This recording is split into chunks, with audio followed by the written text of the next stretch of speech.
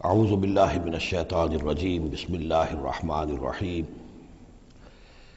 یا ایھا الذین آمنوا ان کثیرا من الاحبار والرہبان لیأکلون اموال الناس بالباطل ویصدون عن سبیل اللہ والذین یکنزون الذہب والفضة ولا ينفقونها فی سبیل اللہ فبشرہم بعذاب علیم۔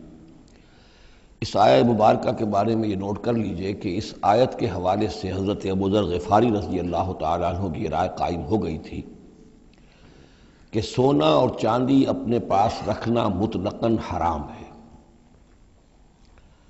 جو لوگ کہ سونا اور چاندی اپنے پاس رکھتے ہیں، جمع کرتے ہیں، گاڑھتے ہیں، ان کو کنز بناتے ہیں، خزانہ بناتے ہیں، اس کے لیے تو یہ رائے اگرچہ ان کی صحیح نہیں تھی، اس لیے کہ جو دین کا عام قانون ہے وہ یہ ہے کہ انسان حلال ذریعے سے کمائے، اس میں سے جو وہ خرچ کرے اللہ کی راہ میں وہ ٹھیک ہے، اس کو اس کا اجر ملے گا۔ اگر وہ کچھ رکھتا ہے اپنے پاس تو وہ حرام نہیں ہے، بلکہ پھر یہ کہ وہ اس کی اولاد کو منتقل ہو جائے گا، قانون وراثت ہوگا۔ اگر اپنے پاس کچھ رکھنا ہی نہ ہو تو پھر وراثت کس چیز میں ہوگی؟ اس لیے قانون تو وہی ہے، البتہ یہ ہے کہ وہ جو کہا گیا ہے کہ اللہ کی راہ میں خرچ کرو، خرچ کرو، خرچ کرو، کتنا کرو، قل العفو، تو یہ ایک روحانی تعلیم ہے، اخلاقی تعلیم ہے کہ جمع نہ کرو، اللہ کی راہ میں خرچ کر دو۔ البتہ جو مال بھی آپ نے جمع کیا ہے، آپ نے حلال ذریعے سے کمایا تھا اور اس کی زکوٰۃ بھی آپ نے ادا کر دی ہے، تو وہ مال آپ اپنے پاس رکھ سکتے ہیں، خواہ وہ سونے اور چاندی کی شکل میں ہو۔ چنانچہ اسی پر پھر فیصلہ ہوا حضرت عثمان کے زمانے میں، اور چونکہ حضرت ابو ذر غفاری اس پر اڑے ہوئے تھے اور اس سے ایک فتنہ پیدا ہو رہا تھا مسلمانوں کے اندر، ایک اختلاف، تو پھر حضرت ابو ذر غفاری کو حضرت عثمان نے حکم دے دیا تھا کہ وہ مدینے سے باہر چلے جائیں۔ وہ پھر ایک صحرا میں کسی جگہ پر کٹیا ڈال کر رہتے تھے۔ میرے نزدیک اس آیت کا اصل محل اور مقام جو ہے اس کو سمجھنا چاہیے، اور وہ ہے ان لوگوں سے متعلق ہے یہ مسئلہ جو دین کا کام کرتے ہیں، احبار ہیں، رہبان ہیں۔ یہ لوگ اپنا وقت، اپنی صلاحیتیں، اپنی قوتیں لگاتے ہیں دین کے لیے۔ عام لوگوں کا معاملہ اور ہے، وہ کاروبار کر رہے ہیں، کوئی پروفیشن ہے، کوئی اپنا اور بزنس ہے، اس کے حوالے سے ان کے پاس آمدنی ہو رہی ہے۔ انہیں جو بھی آمدنی ہو رہی ہے وہ اللہ کے دین کی وجہ سے ہو رہی ہے۔ یہ اپنے پاس اگر رکھتے ہیں اور اپنا جائیدادیں بناتے ہیں اور دولت بناتے ہیں اور اپنے لیے پھر وہ اپنی نسلوں کے لیے اس کو وراثت میں منتقل کرتے ہیں، تو ان کے اوپر یہ آیت بعین ہی انہی الفاظ میں اس کا انطباق ہوگا، اس لیے کہ یہ سارا معاملہ احبار اور رہبان کے حوالے سے ہو رہا ہے۔ اس آیت کا سیاق اور سباق جو ہے کہ ظاہر بات ہے کہ ان کے لیے جو بھی کچھ ہے، یہ لٹمس ٹیسٹ یہ ہے، ہاں آپ اپنی ضرورت پوری کریں، جیسے حضور نے اپنی ضرورتیں پوری فرمائی، ازواج مطہرات کو بھی نان نفقہ دیتے تھے آپ اسی بیت المال میں سے، آپ اپنے عزیزوں کے ساتھ بھی کوئی حسن سلوک کرتے تھے تو وہیں سے کرتے تھے۔ کبھی بیت المال خالی ہے تو فاقہ بھی آ رہا ہے، لیکن ضرورتیں پوری کریں، جائیداد بنا کر نہ چھوڑ کر جائیں۔ یہ جو معاملہ ہے کہ اس کو جمع کیا جائے اور پھر وہ جائیداد بنے، میرے نزدیک آج بھی اگر آپ جاننا چاہیں علماء حق کون ہیں اور علماء سو کون ہیں، تو لٹمس ٹیسٹ یہ ہے، جو شخص اپنے دینی کیریئر کے نتیجے میں پھر جائیداد بنا کر اور دولت چھوڑ کر مرا ہو، وہ علماء سو میں سے لا محالہ، اس میں کسی شک و شبے کی گنجائش نہیں۔ میں اسے لٹمس ٹیسٹ کے طریقے سے بیان کر رہا ہوں۔ یوم یحمى علیہا فی نار جہنم فتکوی بہا جباہہم وجنوبہم، جس دن کہ ان کو تپایا جائے گا اس سونے اور چاندی کو جہنم کی آگ میں، اور پھر داغے جائیں گے ان سے ان کے پیشانیاں بھی اور ان کی پسلیاں بھی اور ان کی پیٹھیں بھی۔ ھذا ما کنزتم لانفسکم، یہ ہے وہ جو تم نے اپنے لیے جمع کیا تھا، لانفسکم فذوقوا ما کنتم تکنزون، تو مزہ چکھو اپنے اس کنز کا۔ ان عدت الشہور عند اللہ 12 شہرا، اللہ کے ہاں مہینوں کی تعداد 12 ہے، فی کتاب اللہ، اللہ کی شریعت میں، اللہ کے قانون میں، تکوینی بھی اور تشریعی بھی۔ یوم خلق السماوات والارض، جس دن سے کہ اللہ تعالیٰ نے پیدا کیا آسمانوں اور زمین کو، منہا اربعۃ حرم، ان میں سے 4 مہینے ہیں محترم، جن کو کہ اشہر حرم کہتے ہیں، جن میں جنگ وغیرہ جو ہے وہ جائز نہیں تھی۔ ذالک الدین القیم، یہ ہے سیدھا دین، ہمیشہ کا ضابطہ اور قانون۔ فلا تظلموا فیہن انفسکم، تو ان کے معاملے میں اپنے اوپر ظلم نہ کرو۔ وہ ظلم کیا کرتے تھے؟ قریش کی اپنی مصلحت ہوئی کہ کوئی مہم انہیں کوئی لڑائی کا معاملہ ہے ان کے درپیش ہے، وہ کہتے تھے اس سال یا شرع حرم فلاں کی بجائے فلاں مہینے ہوں گے، وہ کیلنڈر کو الٹ پھیر کرتے رہتے تھے۔ کہ اس مرتبہ جو ہے یہ عمرے کے لیے مہینہ رجب کا نہیں ہوگا، فلاں ہوگا۔ اس حوالے سے وہ کیلنڈر جو تھا ڈسٹربڈ تھا، لیکن ہوا ایسا ہے قدرت خداوندی سے کہ جس سال آپ نے آخری حج کیا ہے، حجۃ الوداع، تو اس سال وہ ساری جو غلطیاں ہوتی ہیں اس کے بعد وہ جو اس کا مجموعی اور آخری نتیجہ یہ تھا کہ صحیح جگہ پر وہ کیلنڈر آ گیا تھا۔ اسی لیے حضور نے اپنے خطبہ حجۃ الوداع میں کہا ہے کہ استدار الزمان کہیئتہ یوم خلق اللہ السماوات والارض، یہ زمانہ اور یہ کیلنڈر جو ہے، تقویم جو ہے، یہ پورا چکر لگا کر ساری غلطیوں اور ترمیموں میں سے ہو کر اب ٹھیک اسی جگہ پر پہنچ گئی ہے جس مقام پر کہ اللہ نے، جس تقویم پر کہ اللہ تعالیٰ نے آسمان اور زمین کو پیدا کیا تھا۔ اور آج کے بعد سے ان مہینوں کے اندر کوئی الٹ پھیر نہیں ہو سکے گا۔ وَقَاتِلُوا الْمُشْرِكِينَ كَافَّةً كَمَا يُقَاتِلُونَكُمْ كَافَّةً، اور مشرکوں سے بھی جنگ کرو ایسے ہی سب کے ساتھ جیسے کہ وہ تم سے جنگ کرتے ہیں، جڑ کر حل حال میں اور جمع ہو کر۔ وَاعْلَمُوا أَنَّ اللَّهَ مَعَ الْمُتَّقِينَ، اور جان لو کہ اللہ تعالیٰ جو ہے متقین کے ساتھ ہے۔ نَسِيُّ زِيَادَةٌ فِي الْكُفْرِ، یہ جو مہینے کو ہٹا دینا تھا ادھر سے ادھر، یہ پھیر دینا جو ہے اشر حرم کا، یہ بڑھائی ہوئی بات ہے کفر کی۔ یضل بہ الذین کفروا، اس کے ذریعے سے گمراہ ہوئے ہیں وہ لوگ جنہوں نے کفر کیا۔ یحلونہ عاما، حلال کر لیتے ہیں اس مہینے کو ایک سال، ویحرمونہ عاما، اور ایک سال اسے حرام قرار دے دیتے ہیں۔ لیواطئوا عدۃ ما حرم اللہ، تاکہ تعداد پوری کر لیں اس کی جو اللہ نے حرام ٹھہرائے ہیں۔ 4 مہینے حرام ہیں آگے پیچھے پھیر کر، لیکن تعداد پوری کر دی۔ فَيُحِلُّوا مَا حَرَّمَ اللَّهُ، اس کا نتیجہ کیا نکلتا ہے کہ جو اللہ کی طرف سے محترم مہینہ تھا وہ ان کے حساب سے، ان کی غلطی سے پھر وہ حلال ہو جاتا ہے، پھر حلال کر لیتے ہیں وہ مہینہ جو اللہ نے حرام کیا ہے۔ زُيِّنَ لَهُمْ سُوءُ أَعْمَالِهِمْ، اسی طریقے سے ان کے جو برے اعمال ہیں ان کے لیے مزین کر دیے گئے، کھبا دیے گئے ان کی نگاہوں میں۔ وَاللَّهُ لَا يَهْدِي الْقَوْمَ الْكَافِرِينَ، اور اللہ کافروں کو ہدایت نہیں دیتا۔ یہاں وہ 5 رکوع ختم ہوئے ہیں کہ جن کا تعلق ہے نبی اکرم صلی اللہ علیہ وسلم کی بعثت خاصہ الی اہل العرب، اس کی تکمیل ہو گئی، اس کے مقاصد پورے ہو گئے، اس کے ضمن میں آخری احکام دے دیے گئے۔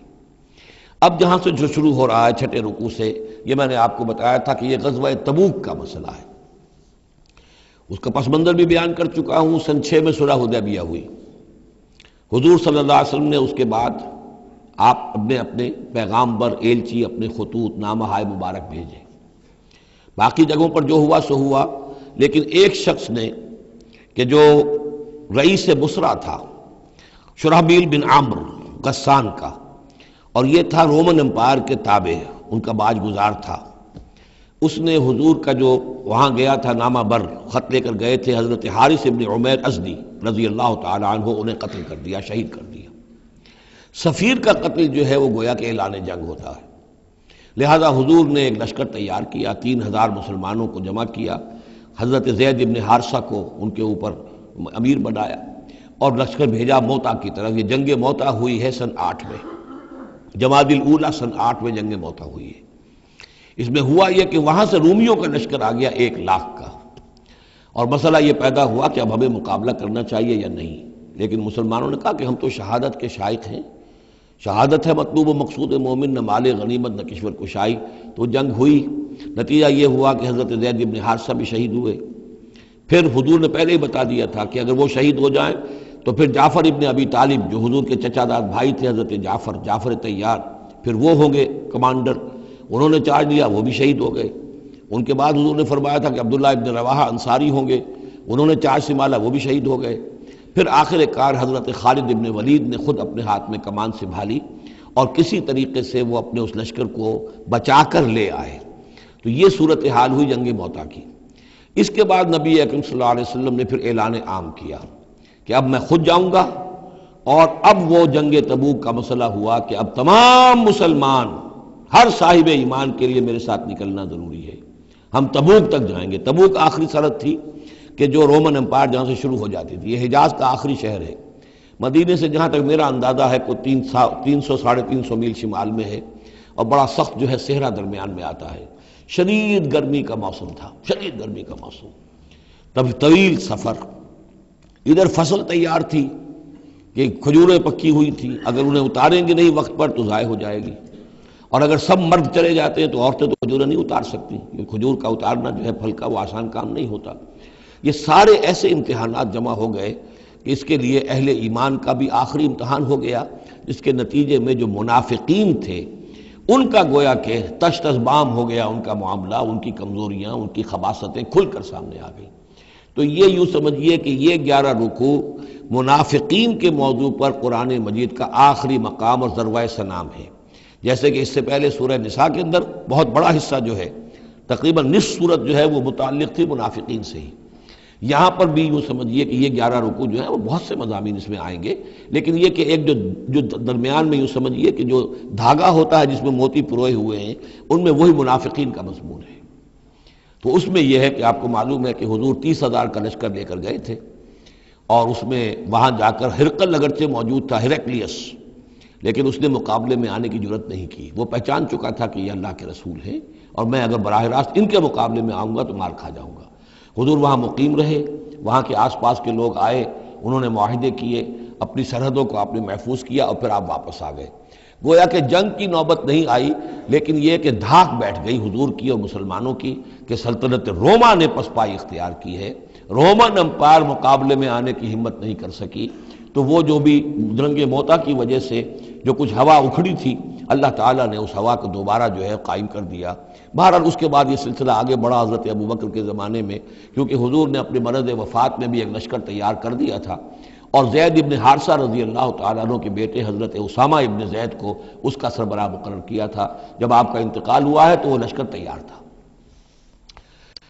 اب اس موقع پر جو منافقین کی جان پر بن گئی تو خطاب تو شروع ہو رہا ہے یا ایھا الذین آمنوا سے، لیکن وہ بات ذہن میں رکھ لیجیے جو میں نے سورہ نساء میں آپ سے کہی تھی کہ منافقین سے بھی خطاب ہوتا ہے تو یا ایھا الذین آمنوا کے صیغے سے ہوتا ہے، اس لیے کہ وہ بھی مسلمان تھے، ایمان کا دعویٰ کرتے تھے۔ یا ایھا الذین آمنوا ما لکم اذا قیل لکم انفروا فی سبیل اللہ ثاقلتم الی الارض۔ اے ایمان کے دعوے دارو، تمہیں کیا ہو گیا ہے جب تم سے کہا جاتا ہے نکلو اللہ کی راہ میں تو تم گرے جاتے ہو، دھنسے جاتے ہو زمین کی طرف، یعنی کہ وہ پاؤں من کے بھر کے ہو گئے اور اٹھا نہیں جا رہا، حوصلہ جو ہے جواب دے گیا۔ ارضیتم بالحیات الدنیا من الآخرہ، اب یہ وہی سرچنگ کویسچن، ذرا سوچو کیا تم نے آخرت کی بجائے دنیا کی زندگی کو قبول کر لیا ہے؟ دعویدار تو ہو ایمان بالآخرت کے، لیکن اگر تم اللہ کی راہ میں جنگ کے لیے نکلنے کے لیے تیار نہیں ہو تو اس کا مطلب یہ کہ تم آخرت ہاتھ سے دے کر اور دنیا خرید رہے ہو۔ فما متاع الحیات الدنیا فی الآخرۃ الا قلیل، تو جان لو کہ دنیا کی پوری زندگی کا ساز و سامان آخرت کے مقابلے میں کچھ بھی نہیں ہے، نہ ہونے کے برابر ہے، بہت قلیل۔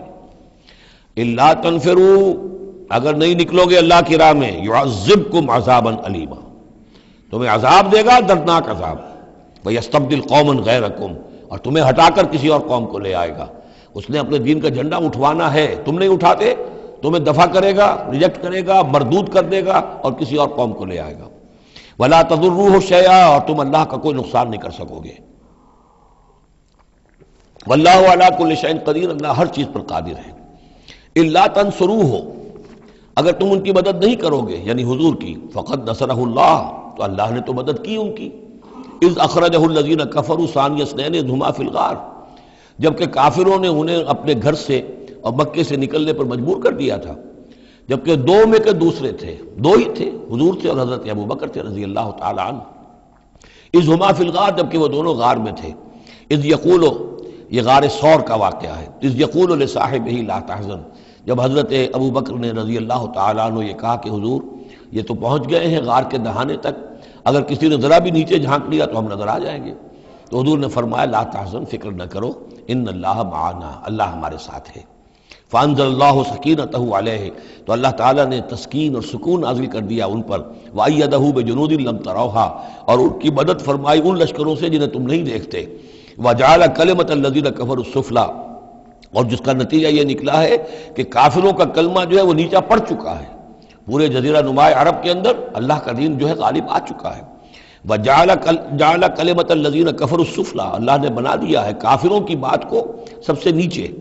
وکلمۃ اللہ ہی العلیاء، اور اللہ کا کلمہ تو سب سے اونچا ہے ہی۔ واللہ عزیز الحکیم، اللہ تعالیٰ زبردست ہے، حکمت والا۔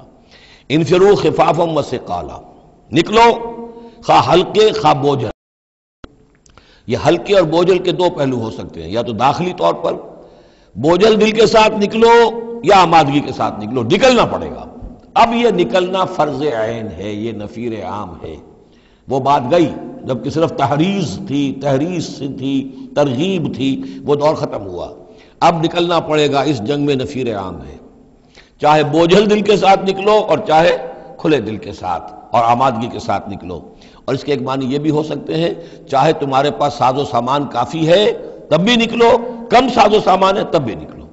تو خارجی طور پر بھی ہو سکتا ہے یہ بوجھل اور ہلکا، اور داخلی طور پر بھی۔ وَجَاهِدُوا بِأَمْوَالِكُمْ وَأَنفُسِكُمْ فِي سَبِيلِ اللَّهِ، اور جہاد کرو اللہ کی راہ میں اپنے اموال سے اور اپنی جانوں سے۔ ذَلِكُمْ خَيْرٌ لَكُمْ إِن كُنتُمْ تَعْلَمُونَ، یہی تمہارے لیے بہتر ہے اگر تم علم رکھتے ہو۔ لَوْ كَانَ عَرَضًا قَرِيبًا، اگر انہیں توقع ہوتی کہ مال قریب ہی ہے، قریب ہی ہمیں مال مل جائے گا، غنیمت مل جائے گی، وَسَفَرًا قَاصِدًا، اور اس کے لیے سفر بھی جو ہے وہ چھوٹا ہے، بڑا نہیں ہے، لَاتَّبَعُوكَ، تو یہ سب اے نبی آپ کی پیروی کرتے، آپ کے ساتھ چلتے۔ وَلَكِنْ بَعُدَتْ عَلَيْهِمُ الشُّقَّةُ، لیکن ان کو تو بڑی بھاری پڑ رہی ہے، بڑی دور کی مسافت نظر آ رہی ہے، اتنا دور۔ اور اس میں اعلان کر دیا تھا حضور نے، حالانکہ فتح مکہ کے موقع پر بھی حضور نے خفیہ رکھی تھی اپنی ساری اسکیم، اور عام طور پر جنگوں میں یہ ہوتا ہے، اپنی پوری اسکیم کا اعلان تو نہیں ہوتا، لیکن غزوہ تبوک میں آپ نے اعلان کیا تھا کہ ہم جا رہے ہیں، سلطنت روما سے ٹکراؤ ہے، تبوک تک ہمیں جانا ہے، کوئی چیز آپ نے راز نہیں رکھی، تاکہ جو شخص بھی ہے وہ سمجھ لے، اس کے لیے پوری تیاری کرے، داخلی بھی خارجی بھی، ساز و سامان کی بھی، اپنے حوصلے کو بھی دیکھ لے، لیکن یہ کہ بہرحال نکلنا فرض ہے۔ لو كان عرض ولكن بعدت عليهم الشقة وسيحلفون بالله لو استطعنا لخرجنا معكم، اور یہ عنقریب قسمیں کھائیں گے اللہ کی کہ اگر ہمارے اندر استطاعت ہوتی ہم ضرور نکلتے، اب مجبوری ہے، فلاں مجبوری ہے، فلاں مجبوری ہے۔ یہلکون انفسہم، یہ اپنے آپ کو ہلاک کر رہے ہیں، واللہ یعلم انہم لکاذبون، اور اللہ تعالیٰ کو معلوم ہے کہ یہ جھوٹ بول رہے ہیں۔ عفا اللہ عنک لما اذنت لہم، اے نبی آپ کو اللہ معاف فرمائے، یا اللہ نے آپ کو معاف کر دیا، آپ نے انہیں کیوں اجازت دے دی؟ یعنی کوئی منافق آیا، کوئی اور آیا، حضور یہ مجبوری ہے، بیوی بیمار ہے، کوئی دیکھ بھال کرنے والا نہیں ہے، تو مجھے اجازت دے دی، اچھا بھائی جاؤ۔ حضور کی طبیعت میں بھی نرمی تھی اور آپ نے اجازت دے دی۔ اب جب اجازت مل گئی، اس نے کہا میں نے تو اجازت لے لی ہے، وہ کور بن گیا، اس کے نفاق کا پردہ چاک نہیں ہوا، حالانکہ حضور اجازت نہ دیتے تب بھی اس نے نہیں جانا تھا، لیکن نہیں جانا تھا تو معلوم تو ہو جاتا کہ اس نے رسول کی بات کا جو ہے وہ معصیت کی ہے، نافرمانی کی ہے، اس کے نفاق کا پردہ جو ہے وہ پڑا رہ گیا، وہ پردہ اٹھ جاتا۔ عفا اللہ عنکا، اللہ کو معاف کرے، یا اللہ نے آپ کو معاف کر دیا، لما اذنت لہم، کیوں آپ نے ان کو اجازت دے دی، حتی یتبین لک الذین صدقوا وتعلم الکاذبین، یہاں تک کہ آپ کے لیے واضح ہو جاتا کون صادق الایمان ہیں، کون سچے مسلمان ہیں، اور آپ جان لیتے کون جھوٹے ہیں، اس لیے کہ انہوں نے پھر بھی نہیں جانا تھا، آپ اجازت نہ دیتے تب بھی رہ جانا تھا، اور اس سے یہ ہے کہ ان کے نفاق کا پردہ جو ہے وہ فاش ہو جاتا۔ لا یستأذنک الذین یؤمنون باللہ والیوم الآخر، وہ لوگ جو اللہ اور یوم آخر پر ایمان رکھتے ہیں وہ آپ سے اجازت کے طالب ہو ہی نہیں سکتے۔ ان یجاہدوا باموالہم وانفسہم، کیا وہ اس سے اجازت مانگیں گے کہ انہیں معاف کر دیا جائے اللہ کی راہ میں جہاد نہ کرنے سے جان اور مال کے ساتھ؟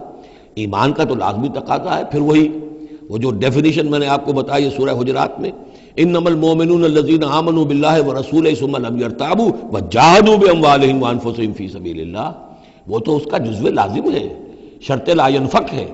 لہذا جو لوگ اللہ پر اور یوم آخر پر ایمان رکھتے ہیں وہ آپ سے ایگزمپشن نہیں مانگ سکتے جہاد فی سبیل اللہ سے۔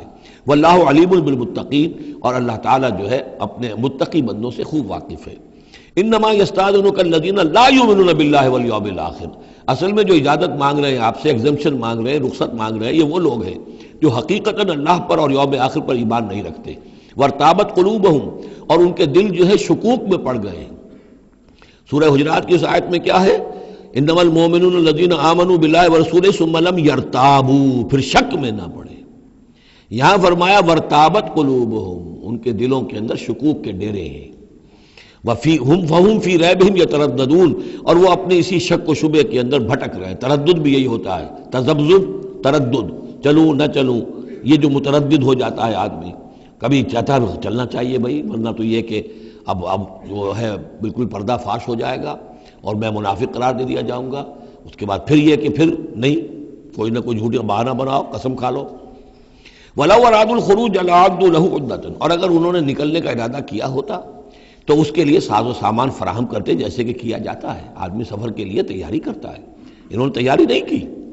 وَلَكِنْ كَرِهَ اللَّهُ انبعاثَهُمْ، تو اللہ تعالیٰ ہی نے ان کا نکلنا پسند نہیں فرمایا. فثبتہم، اور ان کو بوجھل کر دیا، ان کو روک دیا. وقیل اقعدوا مع القاعدین، اور ان سے کہہ دیا گیا رہو بیٹھنے والوں کے ساتھ تم بھی بیٹھ رہو. اس کی حکمت آگے آئے گی. لو خرجوا فیکم، اگر یہ نکلتے آپ کے ساتھ، اے مسلمانوں تمہارے ساتھ، ما زادوکم الا خبالا، تو نہ اضافہ کرتے تمہارے لیے مگر خرابی کا. دلوں میں روگ تھا، وہاں جا کے فتنے اٹھاتے، آپس میں لڑاتے، کوئی اور کچھ کرتے. لہذا ان کا بیٹھ رہنا بھی حکمت پر مبنی ہے، اللہ تعالیٰ کی طرف سے، گویا کہ اس میں بھی ایک خیر ہے. گویا کہ بندہ مومن کے لیے تو خیر ہی خیر ہے، ادھر بھی خیر ادھر بھی خیر. لیکن منافق کے لیے شر ہی شر ہے، ادھر بھی شر ادھر بھی شر. لو خرجوا فیکم، اگر یہ نکلتے تمہارے ساتھ، ما زادوکم الا خبالا، تو یہ نہ اضافہ کرتے تمہارے لیے مگر برائی کا، خرابی کا. ولا اوضعوا خلالکم، اور یہ گھوڑے دوڑاتے تمہارے مابین، یبغونکم الفتنہ، تمہارے لیے فتنے پیدا کرنے کے لیے. وفیکم سماعون لہم، اور تمہارے اندر ان کے بعض جاسوس بھی ہیں، یا تمہارے اندر بعض لوگ ہیں جو ان کی باتیں بڑی توجہ سے سنتے ہیں. یہ دونوں ترجمے ہوں گے. واللہ علیم بالظالمین، اور اللہ تعالیٰ ظالموں سے خوب واقف ہے. یعنی تمہارے اندر ہے مسلمانوں بعض نیک دل، وہ منافق نہیں ہیں، نیک دل سادہ لو مسلمان ہیں جو ان سے حسن ظن رکھتے ہیں، ان سے کوئی تعلق رکھتے ہیں، دوستی رکھتے ہیں، ان کی بات توجہ سے سنتے ہیں. تو اگر یہ ہوتے تمہارے لشکر میں ساتھ اور یہ کوئی فتنہ اٹھاتے، تو وہ جو صالح، جو سادہ لو مسلمان تھے، وہ ان کی بات سن کر کسی فتنے میں مبتلا ہو سکتے تھے.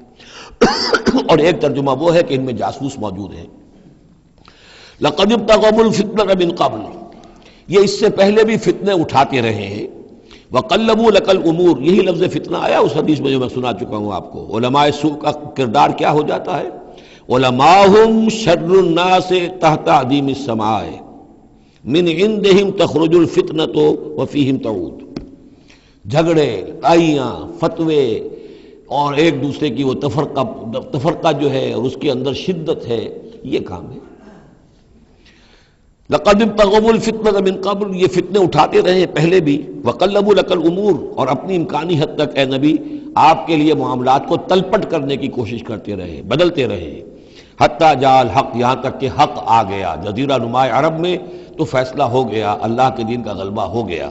وظہر امر اللہ، اللہ کا امر ظاہر ہو گیا، غالب ہو گیا. وہم کارہون، جبکہ انہیں یہ پسند نہیں تھا، یہ تو ابھی چاہتے تھے کہ دین کا غلبہ اس طرح سے نہ ہو. ومنہم من یقول اذن لی ولا تفتنی، ان میں سے وہ بھی ہے جو کہتا ہے کہ حضور مجھے اجازت دے دیجئے اور مجھے فتنے میں نہ ڈالیے.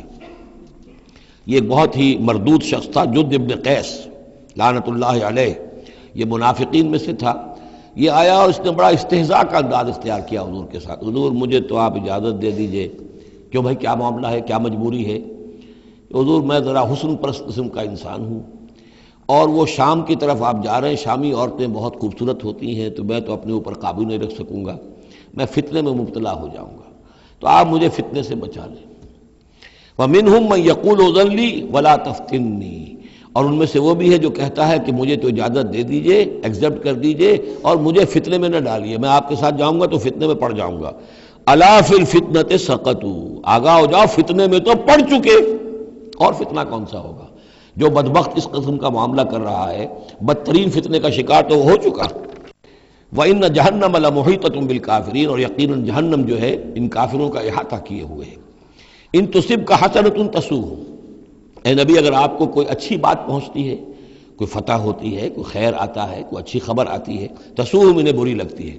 وَإِن تُصِبْكَ مُصِیبَةٌ، اگر کوئی تکلیف آ جاتی ہے، ناگوار پوزیشن، صورتحال، یقولوا قد اخذنا امرنا من قبل، تو کہتے ہیں جی ہم نے تو اپنا معاملہ پہلے ہی درست کر لیا تھا، ہم کوئی بیوقوف تھوڑا ہی ہے، ان لوگوں کی طریقے سے جو ہے اتنے جو ہے ہم رسک نہیں لیتے، ہم نے پہلے ہی سے اپنی حفاظت کا بندوبست کر لیا تھا.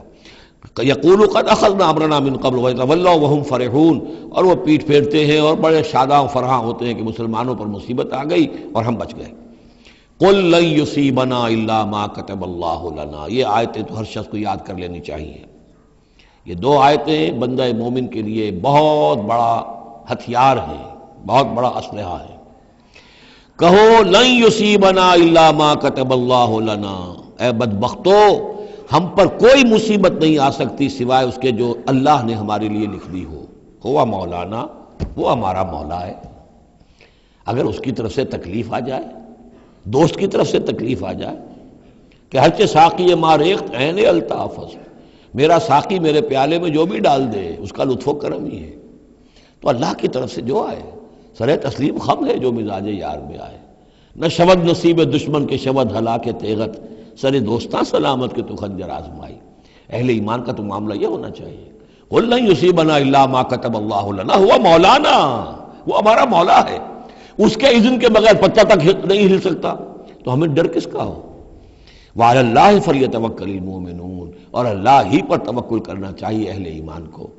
قل هل تربصون بنا الا احدى الحسنیین، ان سے کہو ہمارے بارے میں تم کن چیزوں کا انتظار کر سکتے ہو سوائے دو نہایت عمدہ چیزوں کے۔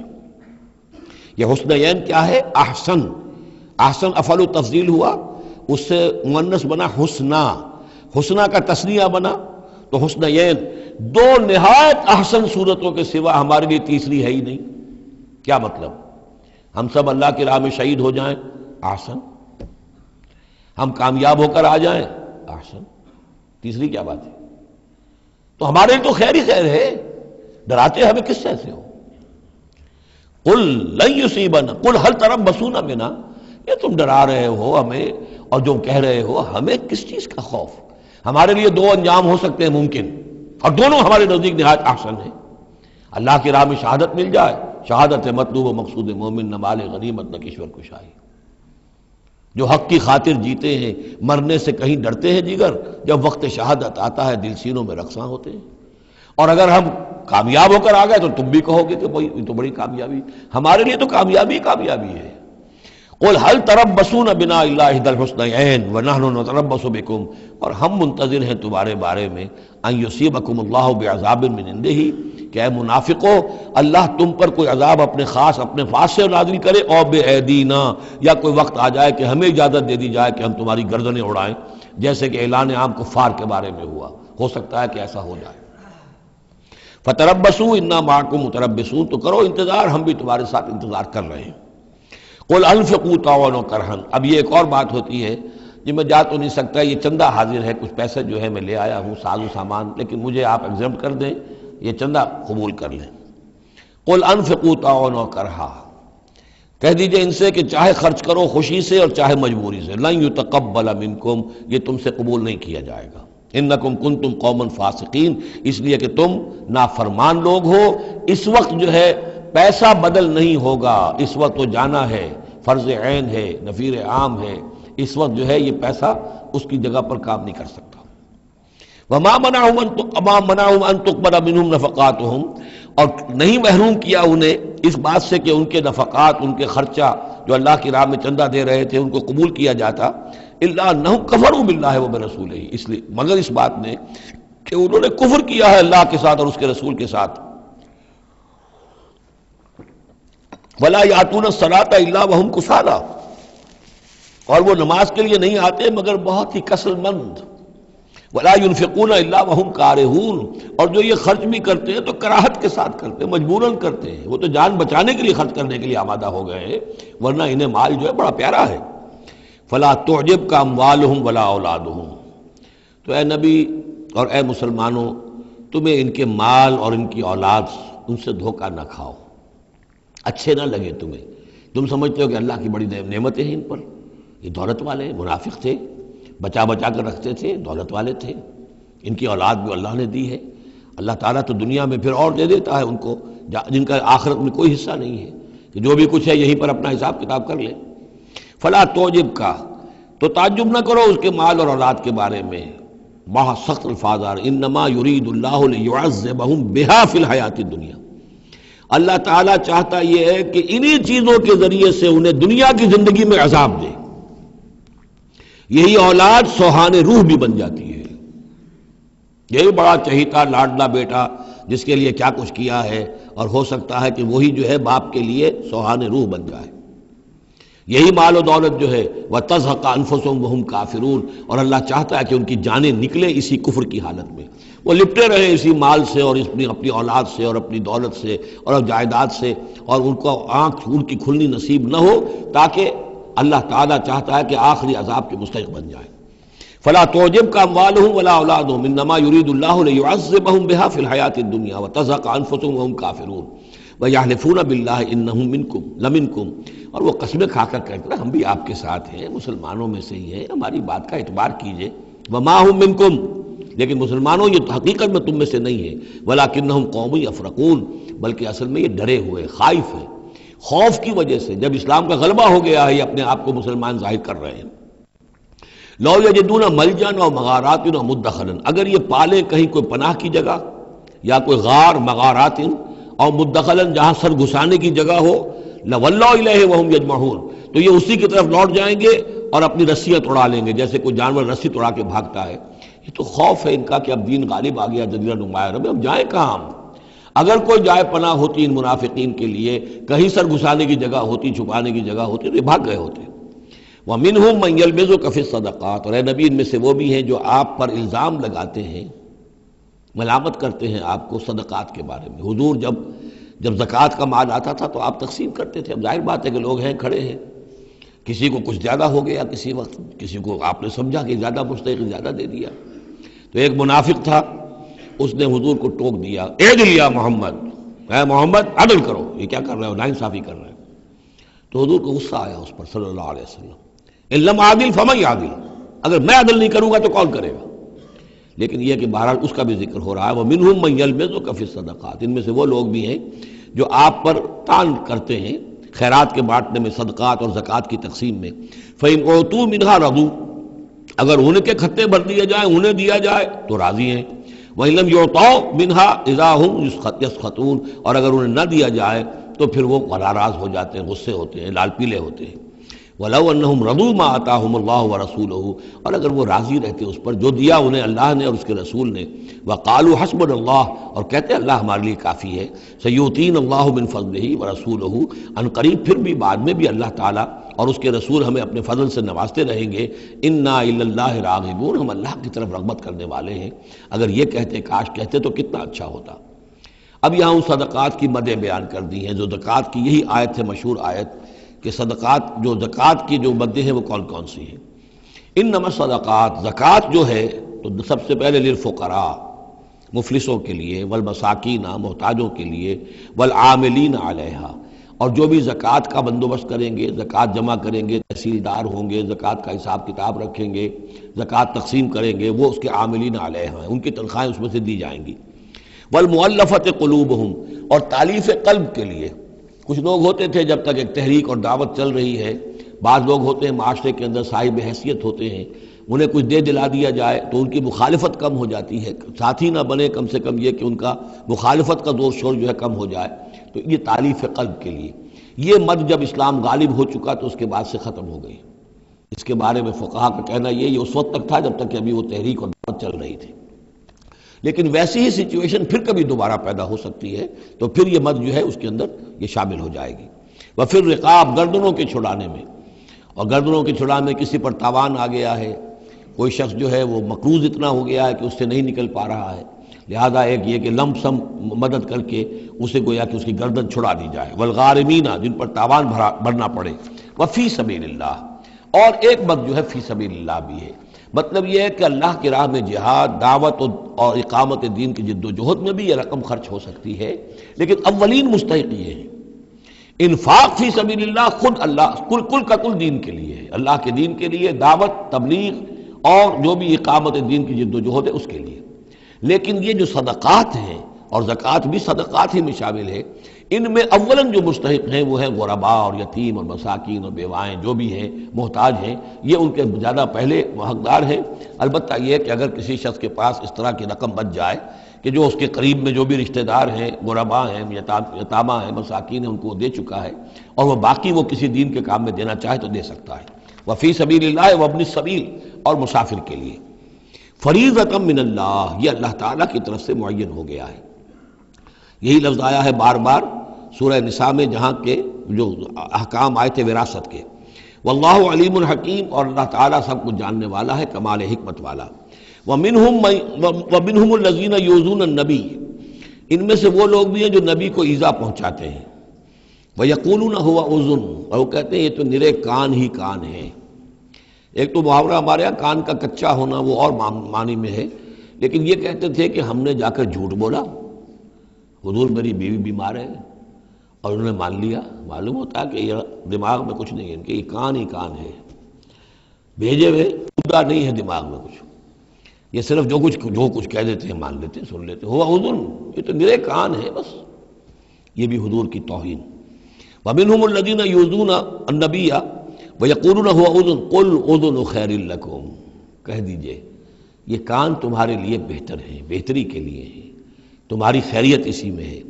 یؤمن باللہ و یؤمن للمؤمنین. یہاں پہ یہ ایمان کے ساتھ بے اور لام کا فرق واضح ہو جائے گا.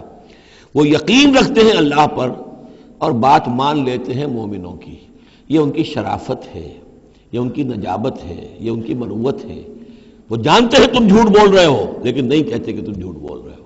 یہ شرافت اور مروت کا معاملہ ہے. یہ نہیں ہے کہ انہیں معلوم نہیں ہے. بندہ مومن جو ہے وہ تو یہ ہے کہ اتقوا فراست المومن، مومن کی فراست سے ڈرو. فإنہ ينظر بنور اللہ، وہ اللہ کے نور سے دیکھتا ہے. تو جو عام مومن کا معاملہ یہ ہو تو رسول کا معاملہ کیا ہوگا؟ کیا انہیں پتہ نہیں چلتا تھا کہ جھوٹ بول رہے ہیں؟ لیکن آپ کی مروت اور شرافت. قل اذن خیر لکم یؤمن باللہ والیوم الآخر ویؤمن للمؤمنین ورحمۃ للذین آمنوا منکم. اور جو تم میں سے واقعی مومن ہیں ان کے حق میں رحمت ہے.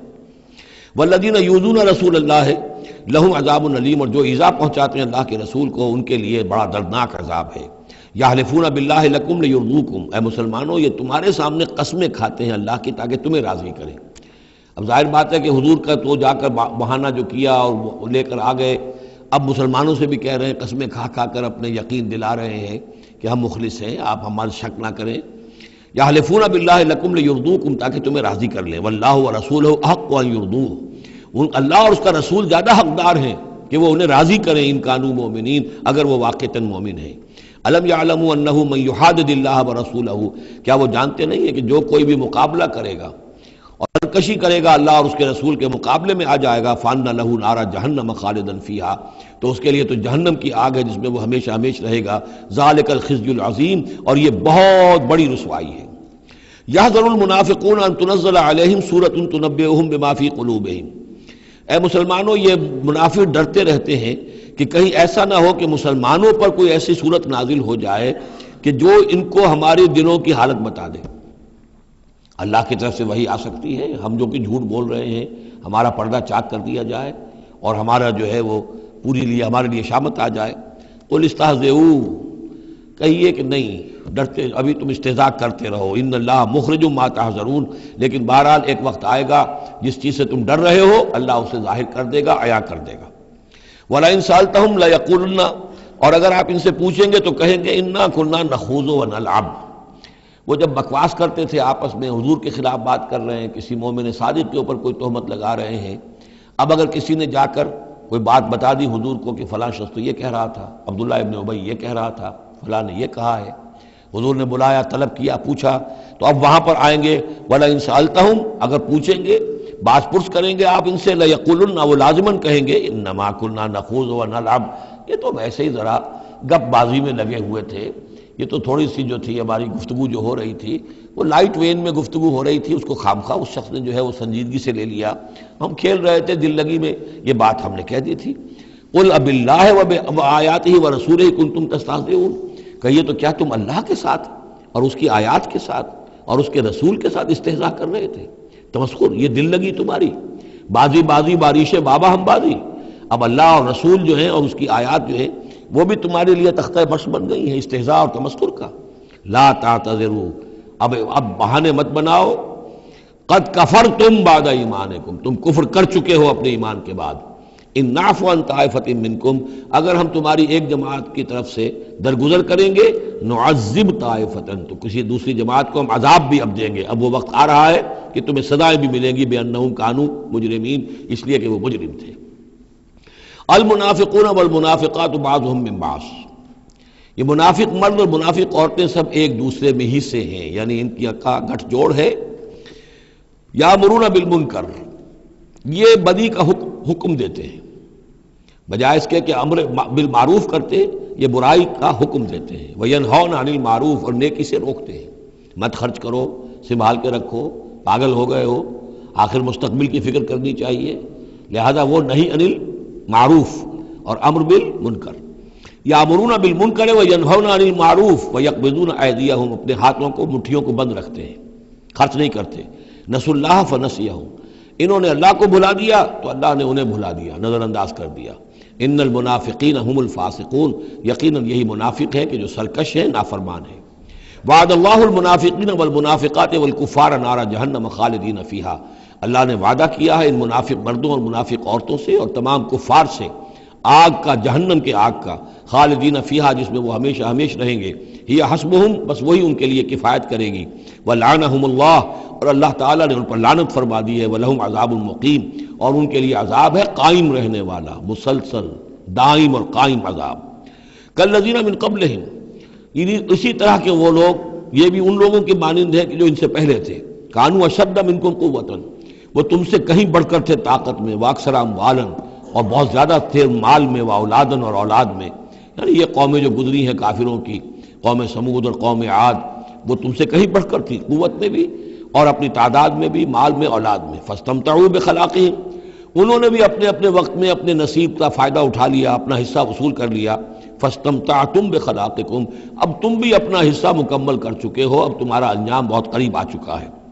کما استمتع الذین من قبلکم بخلاقہم، جیسے کہ ان لوگوں نے اپنا حصہ وصول کر لیا تھا اور اس سے فائدہ اٹھا لیا تھا جو تم سے پہلے تھے. وخذتم کالذی خاضوا، اور تم نے بھی اسی طرح کی روش اختیار کی جو انہوں نے اختیار کی تھی. اولئک حبطت اعمالہم فی الدنیا والآخرہ، یہ وہ لوگ ہیں کہ جن کے تمام اعمال دنیا اور آخرت سب میں حبط ہو گئے. واولئک هم الخاسرون، اور یقیناً یہی ہے خسارے میں رہنے والے. الم یاتہم نبأ الذین من قبلہم، کیا ان کے پاس خبریں آ نہیں چکی ہیں ان کی جو ان سے پہلے تھے؟ قوم نوح وعاد وثمود وقوم ابراہیم واصحاب مدین والمؤتفکات، نوح کی قوم اور عاد اور سمود اور قوم ابراہیم. یہ واحد مقام ہے قرآن مجید میں جس میں قوم ابراہیم کا بھی تذکرہ اس انداز میں ہے کہ شاید ان پر بھی عذاب آیا ہو، لیکن صراحتاً اس کا ذکر پورے قرآن میں کہیں نہیں. وہ اصحاب مدین، اور مدین کے لوگ، والمؤتفکات، اور ان بستیوں کی جو الٹ دی گئی تھی، سدوم اور عمورہ. اتتہم رسلہم بالبینات، آئے ان کے پاس ان کے رسول واضح احکام لے کر، واضح نشانیاں لے کر. فما کان اللہ لیظلمہم، تو اللہ تعالیٰ ان پر ظلم کرنے والا نہیں تھا. لیکن کانوا انفسہم یظلمون، بلکہ وہ اپنے اوپر خود ہی ظلم ڈھاتے رہے. والمؤمنون والمؤمنات بعضهم اولیاء بعض، وہ منافق مرد اور منافق عورتوں کی بات تھی. اب فرمایا اور ایمان والے مرد اور ایمان والی عورتیں، بعضهم اولیاء بعض، وہ ایک دوسرے کے ساتھی ہیں، ایک دوسرے کے پشت بنا ہے، مددگار ہیں. یامرون بالمعروف، ان کا طرز عمل یہ ہے کہ نیکی کا حکم دیتے ہیں، مشورہ دیتے ہیں. وینہون عن المنکر، بدی سے روکتے ہیں. ویقیمون الصلاۃ، نماز قائم کرتے ہیں. ویؤتون الزکوٰۃ، اور زکوٰۃ ادا کرتے ہیں. ویطیعون اللہ ورسولہ، اور اللہ اور اس کے رسول کی اطاعت کرتے ہیں. اولئک سیرحمہم اللہ، یہی ہیں وہ لوگ کہ جن پر اللہ تعالیٰ رحمت فرمائے گا. ان اللہ عزیز الحکیم، یقیناً اللہ زبردست ہے، حکمت والا. اللہم ربنا اجعلنا منہم. وعد اللہ المؤمنین والمؤمنات جنات تجری من تحتها الانہار خالدین فیہا، اللہ نے وعدہ کیا ہے مومن مردوں اور مومن عورتوں سے ان باغات کا جن کے دامن میں یا جن کے نیچے ندیاں بہتی ہوں گی، اور اس میں وہ ہمیشہ رہیں گے. ومساکن طیبۃ فی جنات عدن، اور بڑے ستھرے اور بہت عمدہ مکان رہائش کے لیے ان کو دے گا، رہنے کے باغات میں، ریزیڈینشل گارڈنز میں. ورضوان من اللہ اکبر، یہ ساری چیزیں تو ہے ہی، سب سے بڑی شے یہ کہ اللہ ان سے راضی ہو جائے گا. رضا اللہ کی وہ سب سے بڑی شے ہے، سب سے بڑی نعمت ہے. ذالک هو الفوز العظیم، وہ تو ہے بہت ہی بڑی کامیابی. یا ایھا النبی جاہد الکفار والمنافقین واغلظ علیہم، اے نبی صلی اللہ علیہ وسلم آپ جہاد کیجئے کفار سے بھی اور منافقین سے بھی، اور ان پر سختی کیجئے. یہ دیکھیے آیت 2 مرتبہ آئی ہے قرآن مجید میں، یہ جو کہ تم سورہ تحریم میں بھی آئے گی جو کہ سمجھیے 28ویں پارے کی آخری، یہاں پھر آئی ہے. لیکن یہاں لفظ جہاد کو نوٹ کر لیجئے، یہاں جہاد بمعنی قتال نہیں آ سکتا. منافقین کے ساتھ آپ نے کبھی جنگ نہیں کی. جہاد، جد و جہد، کوشش، ان کی ریشہ دوانیوں کو ختم کرنا، ان کی سازشوں کا زور توڑنا، یہ جہاد تھا. یہ جہاد، قتال کی کوئی نوبت منافقین کے ساتھ کبھی کوئی قتال نہیں ہوا. یہاں جہاد خالص اس جہاد کے معنی میں ہے جو قتال سے کم تر ہے، دون القتال. یا ایھا النبی جاہد الکفار والمنافقین، اے نبی آپ مجاہدہ کیجئے، جد و جہد کیجئے. اسی لیے جب غزوہ تبوک سے آپ واپس آ رہے تھے تو ایک حدیث ہے کہ آپ نے فرمایا رجعنا من الجہاد الاصغر الى الجہاد الاکبر، ہم چھوٹے جہاد سے بڑے جہاد کی طرف لوٹ آئے ہیں۔ اب اس کی تعبیریں مختلف کی گئی ہیں کہ اتنا بڑا جہاد سلطنت روما کے خلاف گئے تھے، اسے آپ جہاد اصغر کہہ رہے ہیں، وہاں سے لوٹ کر ہم آ گئے، اب جہاد اکبر سامنے ہے۔ تو اس کی عام طور پر جو توجیہ لوگوں نے کی ہے وہ تو یہ ہے کہ یہ جہاد جو نفس کے خلاف ہے وہ سب سے اکبر ہے، سب سے بڑا ہے، اور یہ بات صحیح ہے۔ آپ سے پوچھا گیا ای الجہاد افضل یا رسول اللہ، آپ نے فرمایا ان تجاہد نفسک فی طاعت اللہ، کہ اللہ کے رسول یہ بتائیے کہ سب سے افضل جہاد کس کا ہے؟ آپ نے فرمایا کہ تم جہاد کرو اپنے نفس کے خلاف اور اسے اللہ کا مطیع بناؤ۔ تو اسی پر گویا کہ اس کو محمول کیا ہے، لیکن میرے نزدیک حقیقت یہ ہے کہ اب یہ جو مارے آستین تھے، کہ جو مدینے کے اندر منافقین تھے، اب ان کے خلاف جہاد کرنا تھا، اور اس میں چونکہ اندیشے تھے کہ ان کے تعلقات تھے اوس اور خزرج کے لوگوں کے ساتھ، عام لوگوں کے ساتھ دوستیاں تھیں، تو اس میں فتنے اٹھ جاتے۔ واپس آ کر آپ نے مسجد زرار کو پھر جلایا ہے، گرایا ہے، یہ بہت بڑا قدم تھا۔ عام مسلمان جو اس پر مشتعل بھی ہو سکتے تھے کہ مسجد کو گرا رہے، لیکن یہ کہ یہ اقدامات آپ نے کیے ہیں صلی اللہ علیہ وسلم اس آیت کے اترنے کے بعد اور تبوک سے واپسی کے بعد۔ یا ایھا النبی جاہد الکفار والمنافقین واغلظ علیہم، اے نبی جہاد کیجئے کافروں سے بھی اور منافقین سے بھی، اور ان پر سختی کیجئے۔ ومأواہم جہنم، ان کا ٹھکانہ جہنم ہے، وبئس المصیر، اور وہ بہت برا ٹھکانہ ہے۔ یحلفون باللہ ما قالوا، وہ اللہ کی قسم کھا کر کہتے ہیں کہ ہم نے یہ بات نہیں کہی، کوئی بات جو بھی آئی، کوئی غلط بات کہی، کوئی استہزاء کیا، کوئی تمسخر اڑایا۔ وَلَقَدْ قَالُوا كَلِمَةَ الْكُفْرِ، حالانکہ انہوں نے کہا ہے کفر کا کلمہ۔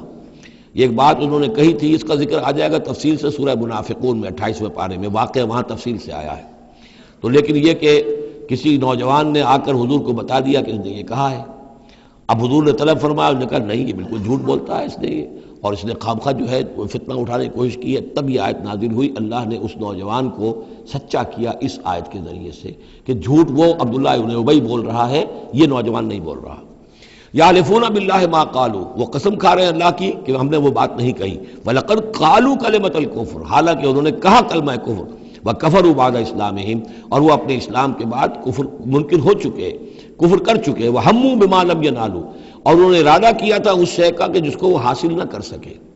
یہ ایک خاص واقعہ ہوا تھا کہ جب تبوک سے واپس آپ آ رہے تھے تو ایک موقع پر آپ عام راستے سے، قافلے سے ذرا ہٹ کر ایک پہاڑی راستے کی طرف سے آپ کا گزر ہوا، اور وہ تنگ راستہ تھا، وہاں سے بس ایک ہی اونٹ ایک وقت میں گزر سکتا تھا۔ حضور کے ساتھ 2 آپ کے صحابہ تھے۔ وہاں ان لوگوں نے کوشش کی، منافقین نے، کچھ لوگ تھے کہ جنہوں نے اپنے ڈھاٹے باندھ لیے کہ پہچان میں نہ آئے، اور رات کی تاریکی میں انہوں نے ہاتھ چلایا، چاہتے تھے کہ حضور کو شہید کر دیں۔ بہرحال وہاں پر جو ہے کسی طریقے سے جو 2 آپ کے جانثار ساتھی تھے انہوں نے انہیں کھدیڑا، مار کر بھگایا۔ پھر حضور نے ان کو بتا بھی دیا تھا، جن میں حضرت حذیفہ ابن یمان بھی تھے رضی اللہ تعالی عنہ، اور حضرت عمار تھے، عمار ابن یاسر، ان دونوں کو بتا دیا تھا کہ فلاں فلاں نام ہے، یہ فلاں فلاں منافق ہے، لیکن یہ میرا راز رہے گا تمہارے پاس، تم نے یہ نام کسی کو بتانے نہیں ہے۔ یہ اسی لیے حضرت حذیفہ کا نام پڑ گیا تھا صاحب سر النبی، نبی کا ایک راز ہے ان کے پاس، نبی کے ایک رازدان، وہ حضرت حذیفہ ابن یمان۔ وَهَمُّوا بِمَا لَمْ يَنَالُوا، انہوں نے تو ارادہ کیا تھا وہ چیز جو وہ حاصل نہ کر سکے۔ وَمَا نَقَمُوا إِلَّا أَنْ أَغْنَاهُمُ اللَّهُ وَرَسُولُهُ، اور یہ نہیں انتقام لے رہے مگر اس شے کا کہ اللہ نے اور اس کے رسول نے انہیں غنی کر دیا ہے۔ اللہ اور ان کا رسول ان کی طلب مال کو دیکھ کر انہیں صدقات میں سے، مال غنیمت میں سے بفراغت دیتا رہا، من فضلہ، اپنے فضل سے۔ وَإِن يَتُوبُوا يَكُ خَيْرًا لَّهُمْ، اب بھی اگر توبہ کر لیں تو یہ ان کے لیے بہتر ہوگا۔ وَإِن يَتَوَلَّوْا، اور اگر وہ پیٹ موڑیں گے، يُعَذِّبُهُمُ اللَّهُ عَذَابًا عَلِيمًا، اللہ انہیں عذاب دے گا، بہت دردناک عذاب، فی الدنیا والآخرہ، دنیا میں بھی اور آخرت میں بھی۔ وَمَا لَهُمْ فِي الْأَرْضِ مِنْ وَلِيٍّ وَلَا نَصِيرٍ، اور پوری زمین میں ان کے لیے نہ کوئی ولی ہوگا، پشت پناہ ہوگا، مددگار ہوگا، اور نہ ہی کوئی حامی ہوگا۔ وَمِنْهُمْ مَنْ عَاهَدَ اللَّهُ، اب یہ وہ 3 آیتیں آ گئی ہیں جو میری تقریروں میں بہت مرتبہ آئی ہیں، ہم مسلمانان پاکستان کے لیے خاص لمحہ فکریہ ہیں۔ مدینے کے منافقین کی ایک خاص قسم کا تذکرہ ہو رہا ہے۔ وَمِنْهُمْ مَنْ عَاهَدَ اللَّهُ، ان میں سے وہ لوگ بھی ہیں جنہوں نے اللہ سے عہد کیا تھا، لَئِنْ آتَانَا مِنْ فَضْلِهِ، اگر اللہ ہمیں اپنے فضل سے نواز دے گا، غنی کر دے گا، دولت دے دے گا، دولت مند کر دے گا، لَنَصَّدَّقَنَّ وَلَنَكُونَنَّ مِنَ الصَّالِحِينَ، ہم خوب صدقہ خیرات کریں گے اور نیک بن جائیں گے۔ فَلَمَّا آتَاهُم مِّن فَضْلِهِ، جب اللہ نے انہیں نواز دیا اپنے فضل سے، غنی کر دیا، بخلوا بہ، اب اس دولت کے ساتھ بخل کیا، وتولوا وہم موردون، اور پیٹھ موڑ لی اور اعراض کیا، فعاقبہم نفاقا فی قلوبہم، تو اللہ نے سزا کے طور پر ڈال دیا ان کے دلوں میں نفاق۔ عاقبہم، عقوبت، سزا۔ دنیا میں نقد سزا یہ ملتی ہے اللہ سے کوئی وعدہ کر کے پھر جانے کی کہ نفاق جو ہے وہ دل میں پیدا ہو جاتا ہے۔ یہ نفاق ہے پاکستان کے مسلمانوں کا روگ۔ پاکستان بنایا تھا، پاکستان کا مطلب کیا؟ لا الہ الا اللہ۔ ہندوستان کے مسلمان نے ووٹ دے کر اپنا فرض کفایہ ادا کر دیا کہ جاؤ بھائی، تم جو ہم پہ گزرے گی سو گزرے گی، تم جاؤ اور اسلام قائم کرو۔ ہم نے کیا کیا ہے؟ 50 برس سے زائد ہو گئے، کیا کیا ہے؟ اسلام کہاں ہے؟ یہ بے وفائی، یہ بد عہدی، اس کا نتیجہ کیا ہے؟ 3 نفاق ہیں جو اس قوم کے اوپر مسلط ہو گئے۔ نفاق باہمی، اب وہ قوم نہیں رہی، قومیتوں میں تحلیل ہو چکی ہے، اب عصبیتیں ہیں، صوبائیت ہے، لسانیت ہے، اور نہ معلوم کیا کچھ ہے، فرقہ واریت ہے۔ دوسرے، کردار کا بیڑا غرق ہو گیا۔ آیت المنافق ثلاث، حضور نے فرمایا منافق کی 3 نشانیاں ہیں، جس میں یہ تینوں چیزیں ہیں، خواہ وہ انسامہ وصلہ، چاہے روزہ رکھتا ہو، نماز پڑھتا ہو، اپنے آپ کو مسلمان سمجھتا ہو، وہ منافق ہے۔ جب بولے جھوٹ بولے، جب وعدہ کرے خلاف ورزی کرے، اور جب کہیں امین بنا دیا جائے خیانت کرے۔ وہ دیکھ لیجئے اپنی قوم کو، جو جتنا بڑا ہے، الا ماشاء اللہ، ایکسیپشنز پروو دی رول، قانون یہی ہے، جو جتنا بڑا اتنا ہی جھوٹا، اتنا ہی خائن، اور اتنا ہی وعدہ خلاف۔ اور تیسرا اور میرے نزدیک سب سے بڑا نفاق جو ہے وہ ہمارے دستور میں ہے۔ The most sacred document of a state is the constitution۔ اور منافقت کا پلندہ ہے کہ ایک ہاتھ سے اسلام داخل کرتے ہیں، دوسرے سے نکال دیتے ہیں۔ ایک دفعہ دیکھیں تو اسلام ہی اسلام، کیا اللہ، اتنی بڑی بات۔ No legislation can be done repugnant to the Quran and the Sunnah۔ اتنی بڑی بات۔ یہ تو معلوم ہوتا ہے کہ سورہ الحجرات کی پہلی آیت کا ترجمہ کر کے دستور میں لکھ دیا، لیکن اس کے ساتھ ہی اس کے اوپر کوئی اس پہ عمل کرنا ضروری نہیں ہے، وہ لکھی رہے گی بس۔ اور ہم نے ایک آئیڈیالوجی کونسل بنا دی ہے، وہ اس کے مطابق سفارشات پیش کرتی رہے گی، اور ہر سال اس کی رپورٹ پیش ہو جایا کرے گی، خلاص۔ کوئی اس میں سینکشن نہیں، کوئی اس کے نافذ کرنے کی کوئی ذمہ داری نہیں، کوئی پابندی نہیں۔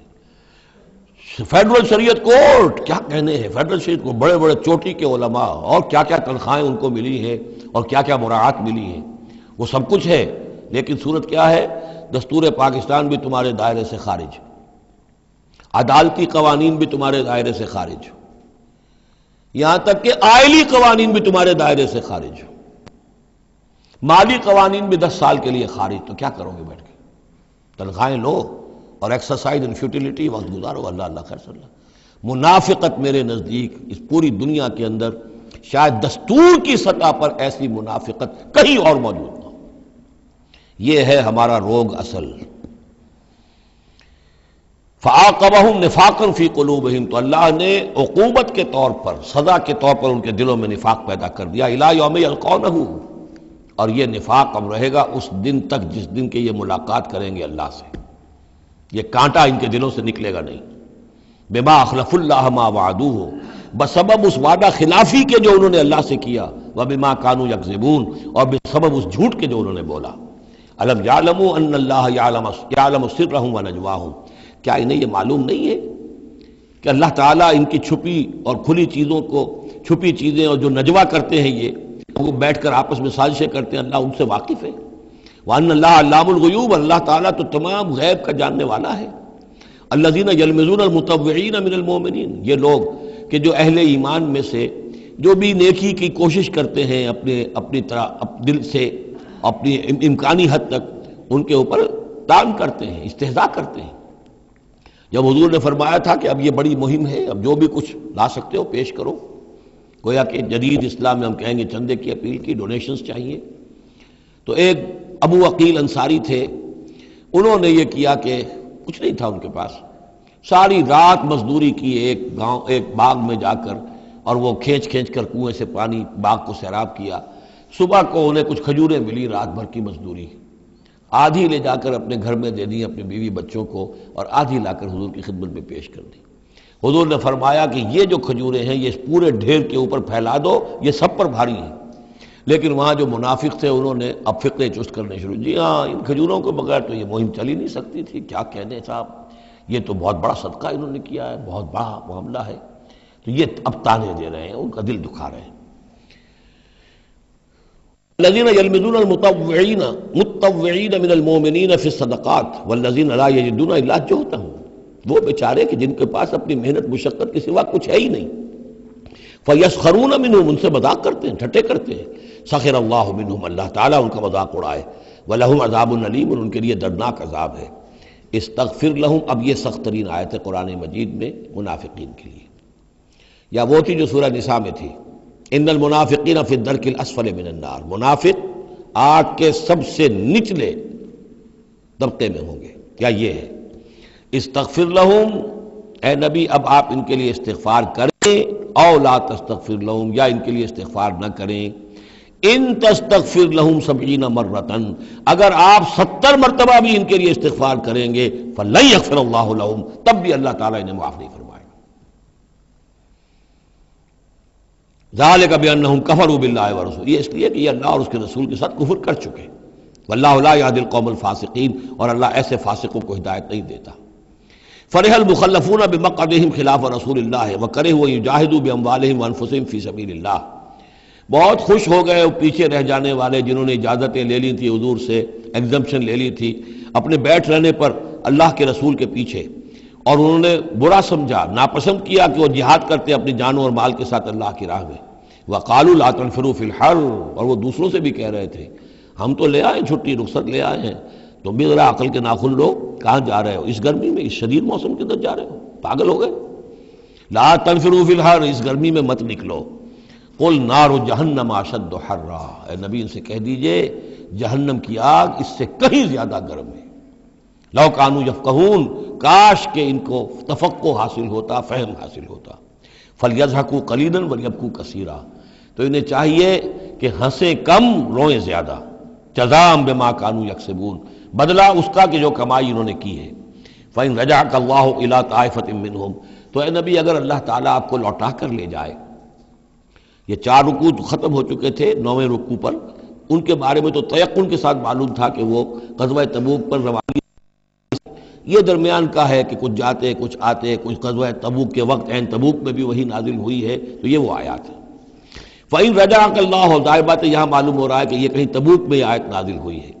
اگر اللہ آپ کو لوٹا کر لے جائے ان کے کسی گروہ کے پاس، فَاسْتَأْذَنُوكَ لِلْخُرُوجِ، اور پھر وہ آپ کے ساتھ نکلنے کی اجازت مانگے کسی اور دشمن کے خلاف، فَقُلْ لَن تَخْرُجُوا مَعِيَ أَبَدًا، کہہ دیجیے گا اب تم میرے ساتھ کبھی نہیں نکلو گے، وہ آخری امتحان تمہارا ہو چکا، تم ناکام ہو چکے۔ وَلَن تُقَاتِلُوا مَعِيَ عَدُوًّا، اور اب میرے ساتھ کسی دشمن کے ساتھ، میرے ساتھ ہو کر کسی دشمن کے ساتھ جنگ کرنے کا تمہیں موقع نہیں ملے گا۔ اِنَّكُمْ رَضِيتُمْ بِالْقُعُودِ أَوَّلَ مَرَّةٍ، تم پہلی مرتبہ راضی ہو گئے تھے بیٹھے رہنے پر، نفیر عام ایک ہی مرتبہ ہم نے کی اور تم پیچھے رہنے پر، بیٹھ رہنے پر راضی ہو گئے۔ فَاقْعُدُوا مَعَ الْخَالِفِينَ، اب ہمیشہ کے لیے پیچھے رہنے والوں کے ساتھ بیٹھ رہو۔ وَلَا تُصَلِّ عَلَىٰ أَحَدٍ مِّنْهُمْ مَاتَ، اور اے نبی ان میں سے کوئی مر جائے تو اس کی نماز جنازہ ادا نہ کیجیے، ابداً، کبھی بھی۔ وَلَا تَقُمْ عَلَىٰ قَبْرِهِ، اور اس کی قبر پر آپ کھڑے نہ ہوں۔ یہ دیکھیے یہ اب ان کی رسوائی کا سامان ہو رہا ہے، ابھی تک تو پردے پڑے ہوئے تھے، لیکن اب یہ ہے کہ حضور جو ہے جب انکار کرتے تھے کسی کی نماز جنازہ پر جانے سے معلوم ہو جاتا تھا کہ یہ منافق ہے، حضور نے اس کی نماز جنازہ میں شرکت سے انکار کیا۔ وَلَا تُصَلِّ عَلَىٰ أَحَدٍ مِّنْهُمْ مَاتَ أَبَدًا وَلَا تَقُمْ عَلَىٰ قَبْرِهِ، اور مت کھڑے ہوئیے اس کی قبر پر۔ إِنَّهُمْ كَفَرُوا بِاللَّهِ وَرَسُولِهِ، یقیناً انہوں نے کفر کیا ہے اللہ اور اس کے رسول کے ساتھ۔ وَمَاتُوا وَهُمْ فَاسِقُونَ، اور وہ مرے ہیں اسی حال میں کہ وہ نافرمان تھے۔ وَلَا تُعْجِبْكَ أَمْوَالُهُمْ وَأَوْلَادُهُم، یہ آیت پہلے بھی آ چکی ہے، آیت نمبر 55، صرف وہی ایک فرق ہے اس میں، وہاں فَلَا تُعْجِبْكَ، یہاں وَلَا تُعْجِبْكَ، آپ کو زیادہ پسند نہ آئیں، اچھی نہ لگے، نہ ان کے اموال نہ ان کی اولاد۔ انما یرید اللہ ان یعذبہم، یہاں لام کی بجائے ان آ گیا ہے، اللہ چاہتا یہ ہے کہ انہیں عذاب دے انہی چیزوں کے ذریعے سے دنیا میں، وتزہق انفسہم وہم کافرون، اور ان کی جانیں نکلیں اسی حالت کفر میں۔ بارک اللہ لی ولکم فی القرآن العظیم ونفعنی وإیاکم بالآیات والذکر الحکیم۔